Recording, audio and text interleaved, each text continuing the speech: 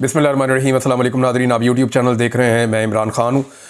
मैं ये video record कर रहा हूँ सुबह के 5 बजे, यानी अभी जब आप वीडियो सुन रहे हैं तो चंद घंटे पहले मैंने रिकॉर्ड किया। सारी रात में जितनी भी डेवलपमेंट्स हुई वो सारी मैं आपके सामने रख देता हूँ। आईनी तरमीम गुज़िश्ता रात हुकूमत हर हाल में करना चाहती थी। छुट्टी वाला दिन था और हुकूमत को इस बात का खदशा था कि अगर छुट्टी वाला दिन निकल गया तो अगले दिन अदालतें खुल जाएंगी। मैंने आपको ये बताया भी कि इंसानी हकूक़ की बदतरीन पामालियाँ की जा रही हैं इस आईनी तरमीम के लिए। कोई भी कानून जो है उसको, यानी अदालत बाकी मामलात में जैसे जा सकती है, कई मामलात में नहीं भी जाती, लेकिन जहाँ पे इंसानी हकूक़ का मामला आता है, फंडामेंटल राइट्स का मामला आता है, वहाँ पे अदालत ज़रूर इंटरफेयर कर सकती है। और ये मामला अब फंडामेंटल राइट्स का है। ये तरमीम जाके उनके साथ जुड़ गई है। तो पाकिस्तान तहरीक इंसाफ ने मेरे मुताबिक अभी जब मैं वीलॉग कर रहा हूँ तो ये फैसला किया है कि वो अदालत में जा रही है। अब वो अदालत में किस तरीके से जा रही है ये एक सीक्रेट है पाकिस्तान तहरीक इंसाफ का, लेकिन मैं आपको, क्योंकि जब तक ये होगा वीलॉग आप सुनेंगे तो मामला बहुत करीब पहुंच चुके होंगे। तो ये एक हाई कोर्ट में जाएंगे, फिर सुप्रीम कोर्ट में जाएंगे, ये मामला ऐसे चलेगा। पाकिस्तान तहरीक इंसाफ का मौक़िफ़ अदालत में ये होगा कि धज्जियाँ उड़ाई जा रही हैं इंसानी हकूक़ की, ये आईनी तरमीम पास करवाने के लिए। हमारे बंदे गायब किए जा रहे हैं, लगातार बंदों को उठाया जा रहा है, उनकी फैमिलीज़ को उठाया जा रहा है, तशद्दुद का निशाना बनाया जा रहा है, लालच भी दिया जा रहा है। खरीदो फरोख्त एक अलग चीज़ है, लेकिन बंदों को गायब कर देना, अगवा कर देना, खरीदो फरोख्त तो बहुत पुरानी चल रही है। हॉर्स ट्रेडिंग तो होती आई है, और हॉर्स ट्रेडिंग में जो है वो उसके लिए कानून बना हुआ है कि जो बंदा अपनी पार्टी छोड़ के इधर से उधर जाएगा। लेकिन जो टेक्निकली आज़ाद रह गए हैं, काजी फ़ायद ईसा साहब का एक फैसला आपको याद है, ये कहानी शुरू होती है 13 जनवरी से। काजी फ़ायद ईसा साहब ने एक पॉलिटिकल पार्टी से उसका इंतखाबी निशान छीन लिया और खुद में ये सोच लिया कि इंतखाबी निशान नहीं है, लेकिन हैं तो ये पॉलिटिकल पार्टी के लोग। लेकिन इलेक्शन कमीशन ने उसकी गलत तशरीह करके, बकौल कादी साहब के, इलेक्शन कमीशन कहता है नहीं जी नहीं, कादी साहब भी यही सोच रहे थे, हम भी यही सोच रहे थे, लेकिन कादी साहब कह रहे हैं कि इलेक्शन कमीशन ने गलत तशरीह करके उसकी वो पार्टी खत्म कर दी। और जब पार्टी खत्म कर दी तो वो सारे बेचारे आज़ाद हो गए। अब उन्हीं आज़ाद के अंदर से बंदे जो हैं वो काबू किए जा रहे हैं। वो जो सारे पाकिस्तान तहरीक इंसाफ का वोट लेकर आए हैं, वो सारे बंदे काबू करके अब कोशिश की जा रही है कि वोट हासिल किए जाएं और 2/3 अक्सरियत हासिल करके तरमीम की जाए। तरमीम के एक्चुअली अंदर कौन सी कुंडी है, या तरमीम के अंदर एक्चुअली गेम कौन सा है, वो मैं आपको बताता हूं। लेकिन अभी आप ये देखें कि पाकिस्तान तहरीक इंसाफ अदालत जाएगी और कोशिश करेगी कि इस मामले को होल्ड करवाया जाए। और साथ ही तहरीक इंसाफ और फजलुर रहमान साहब की पार्टी वो कह रहे हैं कि कोई आईनी तरमीम का मुसव्वदा तो दें आप हमें। भाई हो सकता है पाकिस्तान तहरीक इंसाफ वाले कह रहे हैं जी हम भी आपको किसी चीज़ में सपोर्ट कर दें, कोई चीज़ हमें पसंद आ जाए, ठीक है जी। तो डेमोक्रेसी तो यही होती है। आप रातों रात छुट्टी वाले दिन जो है तरमीम लाना चाहते हैं गैर आईनी तरीके से, तो वो तो ठीक नहीं है। फिर आप बताना भी नहीं चाहते कि तरमीम है क्या। फजलुर रहमान साहब के पास गए, उनको क्या बताया, उनको लालच देते रहे, ये भी आपको देते हैं, ये भी आपको देते हैं, ये भी आपको देते हैं, गवर्नर भी आप ले लें, बलूचिस्तान की हुकूमत में बड़ा शेयर ले लें आप, वफाकी हुकूमत में 2 वजारतें अपनी मर्जी की ले लें आप, डिप्टी चेयरमैन सेनेट का भी मैंने सुना है कि वो भी उनको कहा गया। तो फजलुर रहमान साहब को हर तरह की लालच दी गई, लेकिन आईनी तरमीम का मुसव्वदा नहीं दिया गया। उन्हें कहा गया जी चीज़ें आप मांगे, चीज़ें हम आपको देंगे, लेकिन तरमीम क्या करनी है इसके बारे में आप फिक्र ना करें। अब बुनियादी चीज़ें चंद हमने आपको बता दी, बस आप अपने 8 MNAs के और 5 सेनेटर्स के वोट हमें दे दें आंखें बंद करके। अब ये तो एक सियासी खुदकुशी है। तो फजलुर रहमान साहब ने भी आइन का मुसव्वदा वोट तरमीम का मांगा। वजीर कानून जिसने ये बनाना था, वजीर कानून जिनकी निगरानी के अंदर आईनी तरमीम का मुसव्वदा तैयार होना था, उनके मुंह से निकला जी मुझे मिल गया है। और उन्होंने ऐसे बताया जैसे बहुत बड़ा कारनामा हो गया है, उन्हें बड़ी कामयाबी हासिल हो गई है। टीवी चैनल के ऊपर पट्टे चल गए, टिकर्स चल गए टीवी चैनल के ऊपर के वजीर कानून को आईनी तरमीम का मुसव्वदा मौसूल हो गया, वजीर कानून ने इसकी तस्दीक कर दी। ये शर्म वाली बात है कि जिस वजीर कानून को इसका खालिक होना चाहिए था आईनी तरमीम का, उन्हें आईनी तरमीम का मुसव्वदा कहीं और से मिल रहा है। तो इसको जरा आप टेक्निकली देखिए कि एक आईनी तरमीम है जो करना मकसूद है, उसके लिए बंदे उठाए जा रहे हैं। यानी इससे पहले कभी भी आपने देखा कि किसी आईनी तरमीम के लिए बंदे ही चुक लो? कभी आपने देखा कि आईनी तरमीम के लिए बंदों के घर वाले खवातीन ही उठा लो? कभी आपने देखा कि आईनी तरमीम के लिए जो है वो इसको उठाओ उसको उठाओ? और यह मकबूल जान साहब को जेल में बंद किया हुआ है, मेरे ऊपर मुकदमा दर्ज किए हुए हैं। यानी पाकिस्तान में किसी को जीने नहीं दे रहे जो आईनी तरमीम के बारे में बात कर रहा है, और लगातार मुकदमे दर्ज करने की और धमकियां दी जा रही हैं। ऐसी आईनी तरमीम तो हमने पाकिस्तान की तारीख में नहीं देखी। यानी इससे पहले यानी मार्शल लॉ तो हमने देखे हैं, लेकिन ऐसी आईनी तरमीम हमने नहीं देखी जिसके लिए बंदे उठाए जा रहे हों। तो क्या काजी फ़ायद ईसा साहब के लिए ये सारा कुछ किया जा सकता है? नहीं नहीं। देखें, काजी फ़ायद ईसा नवाज शरीफ साहब की मजबूरी हो सकते हैं, काजी फायद ईसा नवाज शरीफ साहब को पसंद है, नवाज शरीफ साहब चाहेंगे कि उनको एक्सटेंशन मिले। इस पूरी तरमीम के अंदर बहुत सारी चीज़ें ऐसी हैं जो हुकूमत अपनी मर्जी के लिए डलवा रही है, लेकिन बहुत सारी चीज़ें ऐसी हैं जो एस्टेब्लिशमेंट को सूट करती हैं। तो ये सारी चीज़ें कुछ एस्टेब्लिशमेंट की ख्वाहिश हो सकती है। देखिए, कभी भी किसी कानून साजी के लिए इतनी मारधाड़ नहीं हुई जितनी मारधाड़ हम अब देख रहे हैं, और इस कानून का सिर्फ एक नुक्ता है जहां पे जाके लॉक लगा हुआ है और कोई लॉक नहीं है। बेशुमार चीज़ें इस कानून के अंदर होती हैं, हो नहीं होती ना हो, कोई फर्क नहीं पड़ता। एक नुक्ता है कि मुद्दत मुलाजमत में इजाफा करना, यानी ये एक नुक्ता है जो सब चाहते हैं कि ये किया जाए, जिससे मुद्दत मुलाजमत में इजाफा हो जाए। और मुद्दत मुलाजमत में जो इजाफा होगा सरकारी अफसरान की, उसमें जजेस भी शामिल होंगे, ब्यूरोक्रेट्स भी शामिल होंगे, पुलिस वाले भी शामिल होंगे, फौज वाले भी शामिल होंगे, नेवी वाले भी शामिल होंगे, एयरफोर्स, तमाम लोगों की मुद्दत मुलाजमत बढ़ जाएगी। यानी वो अपनी रिटायरमेंट की एज पे, यानी जिस दिन वो रिटायर होने लगे हैं वहां से 3 साल उनको मजीद मिल जाएंगे। तो इससे बहुत सारी और गेम जो है वो खुल के आपके सामने आ गई है। तो एक्चुअली अनवारुल हक काकड़ का और सरफराज बुगटी का वहां जाना ये खास किस्म का इशारा करता है। गौर कीजिए ना, शहबाज शरीफ साहब गए, जरदारी साहब पहले जाके मिले, बिलावल वहां पे गए, बार बार इसहाक डार गए, मोहसिन नकवी बार बार गए। मोहसिन नकवी तो नुमाइंदा गवर्नमेंट कहती है हमारे नहीं है, वो ये कहते हैं कि ये तो हमें दिए गए हैं तोहफे के तौर पे, और शुक्र है वो वज़ीर आज़म पाकिस्तान बनने का उन्होंने फैसला नहीं किया, वरना वो वज़ीर आज़म पाकिस्तान भी बन जाते। तो मोहसिन नकवी जो है वो इस वक्त बड़ी खास पोजीशन में है। उनका बार बार जाने का मतलब यह है कि हुकूमत से ज़्यादा किसी और को जल्दी है। और एक चीज़ आप और ध्यान में रखने अपने, कि इस वक्त ये जो कानून साजी है इसमें फजलुर रहमान साहब की कुंडी एक ही जगह पे फंसी हुई है। यानी जहां पे ब्रेकें लगी हुई है वो पॉइंट ये है कि फजलुर रहमान साहब कह रहे हैं जी उम्र की हद नहीं बढ़ानी चाहिए, क्योंकि यही काम करने की कोशिश की गई थी परवेज मुशर्रफ साहब के दौर में, जब सबने मुखालफत की थी, पीपल्स पार्टी ने, पीएमएल ने, फजलुर रहमान ने, सबने मुखालफत की थी तो नहीं हो पाया था। अब यही काम दोबारा करने की कोशिश की जा रही है इस दौर में, पीडीएम सरकार में, पीडीएम 2 सरकार में। और फजलुर रहमान साहब अब इसका हिस्सा कैसे बन सकते हैं, जबकि वो फ्लोर ऑफ द हाउस खड़े होकर ये कह चुके हैं कि ये नहीं होना चाहिए। फजलुर रहमान साहब ने हुकूमत से ये शिकवा किया, और दूसरी तरफ से मेरे ख्याल पाकिस्तान तहरीक इंसाफ के जो लोग आए थे उनको भी शिकवा किया कि जी मेरे ऊपर दबाव डालने के लिए तो मुझे बाहर से फ़ोन करवाए जा रहे हैं। यानी जो दोस्त ममालिक हैं वहाँ से कहीं से फजलुर रहमान साहब पे जो ताल्लुकात हैं, क्योंकि वो एक मजहबी शख्सियत हैं, तो हमारे जो दोस्त बरादर इस्लामी ममालिक हैं वहाँ फजलुर रहमान साहब के ताल्लुकात तो हैं ना, तो वहाँ से भी कहा गया कि ज़रा मेहरबानी करें इनके ऊपर। लेकिन फजलुर रहमान साहब ने वो प्रेशर भी ले लिया और ये नहीं किया। ये सारी जल्दबाजी जो है वो एक मखसूस सूरत हाल के लिए है। अगर ये कानून साजी 1 महीना 1.5 महीना आगे चली जाती है तो शायद हुकूमत इसके ऊपर इतनी तवज्जो दे भी ना, हो सकता है 2 हफ्ते 3 हफ्ते आगे चली जाए, फिर भी शायद हुकूमत इसके ऊपर ज़्यादा तवज्जो ना दे। मामला यह है हुकूमत इसको फौरन करना चाहती है और इन्हीं चंद दिनों में करना चाहती है, और ये वीकेंड हुकूमत ने चूज किया था इसलिए कि अदालतें खुलने से पहले पहले हम अपनी कार्रवाई डाल दें। अब वकला भी खड़े हो गए इसके खिलाफ। यानी जो तरमीम का मुसवदा है वो अब तक फजलुर रहमान साहब के लोग जो आखिरी बयान दे रहे थे वो कहते थे हमारे पास तो अभी भी नहीं इन्होंने दिया, बल्कि गफूर हैदरी साहब ने यह कहा कि तरमीम का मुसवदा हमें दें, फिर हमें कम से कम उसको स्टडी करने के लिए 1 महीने का वक्त तो दें कि हम उसके ऊपर मुशावरत करें, स्टडी करें और फिर हम उसके ऊपर करें। तो उन्होंने कहा जी तब तक तो कादी साहब रिटायर हो जाएंगे। उन्होंने कहा जी हो जाएंगे तो कोई और आ जाएगा, कोई बात नहीं, आईनी तरमीम है, इसमें इतनी जल्दी क्यों है? अगर हुकूमत को ज्यादा जल्दी है तो फिर हमारी सपोर्ट अवेलेबल नहीं है।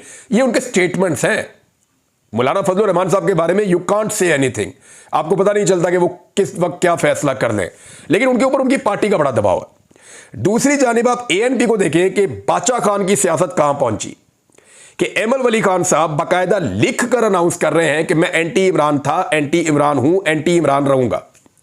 अब आप अंदाजा करें कि बादशाह खान की इतनी बड़ी सियासत, इतनी बड़ी सियासी विरासत, बादशाह खान का इतना बड़ा नजरिया उसको किस लेवल पे ले आए कि सिर्फ एक लीडर की मुखालफत के ऊपर इस पार्टी का सरबराह खड़ा।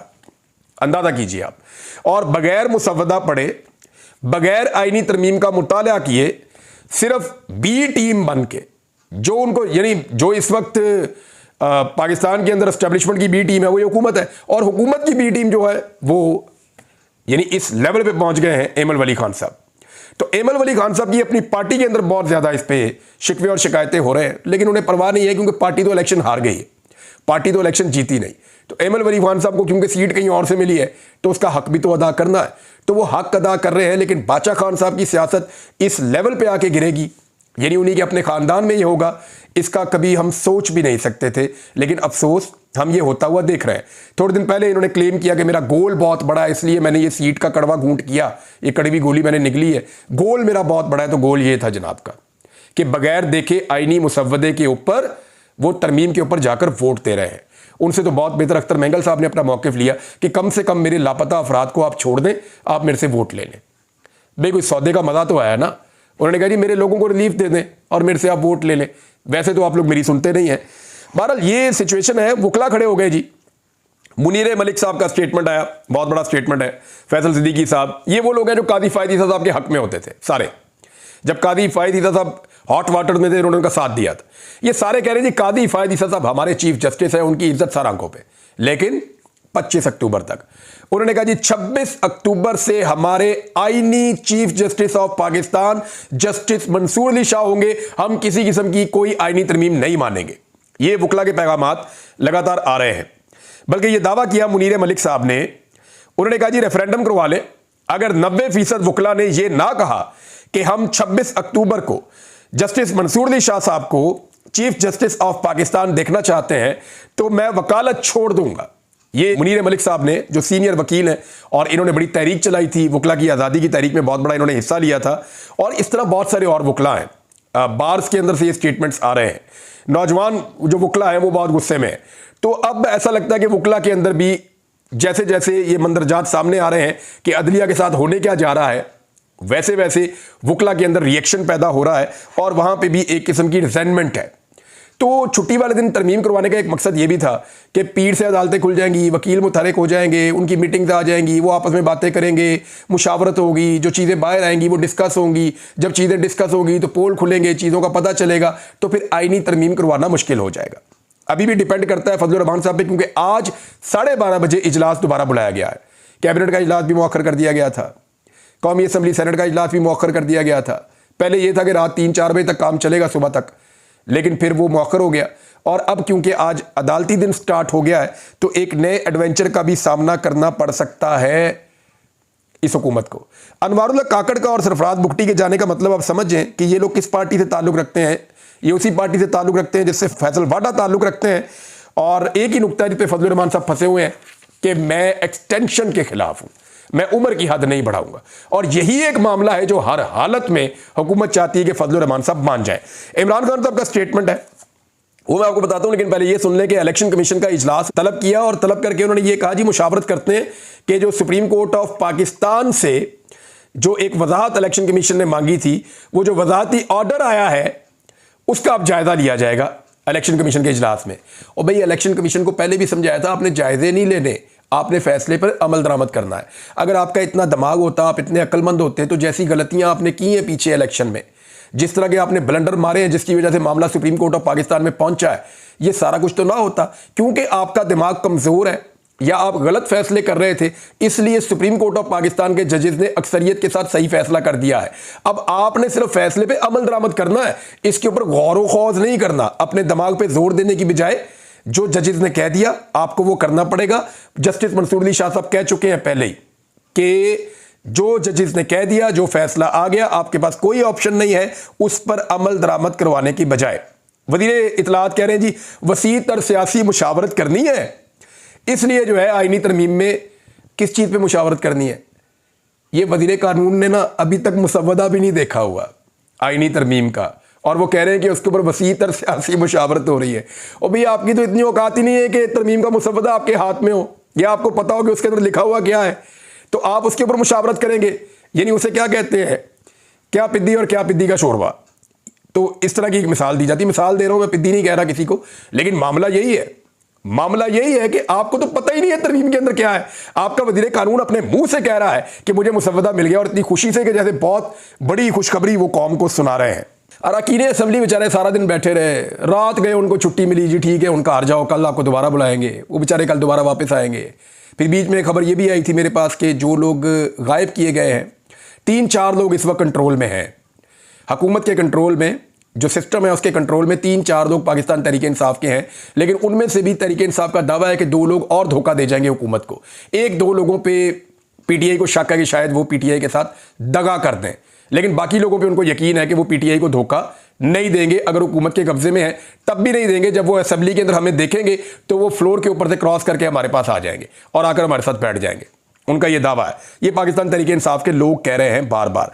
लेकिन मैंने देखा कभी पाकिस्तानियों के कत्ल पे मैंने इस असेंबली को इतना परेशान नहीं देखा, सियासी जमातों को इतना परेशान नहीं देखा, महंगाई पे कभी इतना परेशान नहीं देखा, पाकिस्तान में जो सानेहात हुए उस पर कभी इतना परेशान नहीं देखा, जो असेंबली के ऊपर अटैक किया गया, बिजली बंद करके रात को हमला किया गया और पाकिस्तान के मुकद्दस तरीन ऐवान के ऊपर 25 करोड़ लोगों का ऐवान है, उसके ऊपर अटैक किया गया, उस पर मैंने इनको कभी परेशान नहीं देखा जितना इनको सिर्फ इस एक्सटेंशन के लिए परेशानी है।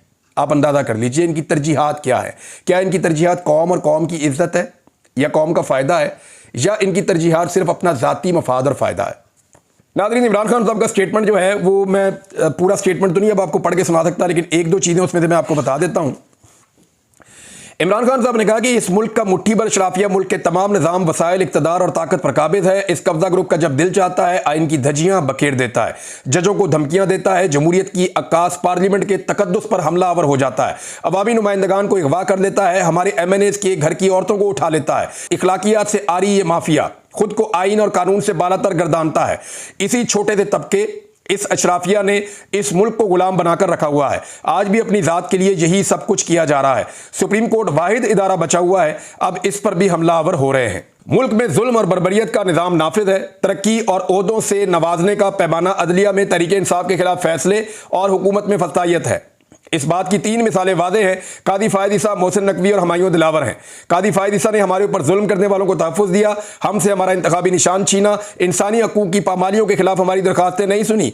इलेक्शन में धांधली पर साबिक कमिश्नर रावलपिंडी ने चीफ जस्टिस और इलेक्शन कमीशन को जिम्मेदार करार दिया था। अब उसी चीफ जस्टिस को दोबारा मुसल्लत करने के लिए फॉर्म 47 की हुकूमत और उसके हैंडलर्स हर मुमकिन हथकंडा अपना रहे हैं। मेरे पाकिस्तानियों, आज अगर आप कादी फायद ईसा की एक्सटेंशन के खिलाफ ना निकले तो फिर आप हमेशा गुलाम रहेंगे। मोहसिन नकवी ने सबसे ज्यादा जुल्म हम पर किया। जिले शाह को पुलिस ने तशद्दुद करके कत्ल किया, लाश सड़क पर फेंकी और FIR भी मेरे खिलाफ काट दी। हम पर जुल्म करने के एवज मोहसिन नकवी को वजीर दाखिला और PCB का चेयरमैन बनाया गया। हुमायूं दिलावर की वजह से मैं और बुशरा बीबी आज गैर कानूनी तौर पर पाबंदे सलासल हैं। इसके एवज हुमायूं दिलावर को अरबों मालियत की जमीन तोहफे में दी गई। खैबर पख्तूनख्वा एंटी करप्शन के पास इसके सारे सबूत मौजूद हैं। अब FIA ने खैबर पख्तूनख्वा एंटी करप्शन पर केस कर दिया है। नवाज शरीफ को उन्होंने दबका कर रोका हुआ है, नहीं तो कब का भाग गया होता। मुझे ये ना बताएं कि किस किस के पैसे और जायदादें बाहर हैं। मुझे ये बताएं कि आज इस मुल्क के जो अरबाब इख्तियार हैं, जो इस निज़ाम के लाडले हैं, इनमें से किसके पैसे और जायदादें मुल्क में हैं। सादुल्लाह बलोच की बीवी और बेटी को उठा लिया गया, इनको शर्म नहीं आती। ये असेंबलियों में घुस गए और पार्लियामेंटेरियंस को पकड़ लिया। ऐसा पहले कभी नहीं हुआ। किसी ने पहले कभी पार्लियामेंट से किसी को गिरफ्तार नहीं किया। पूरी कौम को कहता हूं, आज़ादी बचाने के लिए, स्ट्रीट मूवमेंट के लिए निकलना होगा। हमारी तहरीक जमहूरियत के लिए जहाद है। अदलिया से कहता हूं, कानून की हुक्मरानी के लिए खड़े हो। कानून की हुक्मरानी ना होने की वजह से मुल्क में सरमायाकारी नहीं आ रही। पूरी पार्टी तैयार रहे, सड़कों पर आने का जल्द ऐलान करेंगे। याद रखें, हकीकी आज़ादी के लिए कुर्बानी देना पड़ती है। मैं और मेरी बीवी जेल में है और जेल में रहना हमारे लिए इबादत है। अगर आपको भी जेलें भरनी पड़ती हैं तो इससे दरेग ना करें। अगर आप कुर्बानी नहीं देंगे तो आप और आपकी आने वाली नस्लें गुलाम रहेंगी। अब तक के लिए इतना ही। अपना ख्याल रखिएगा, अपने इस चैनल का भी। अल्लाह हाफिज।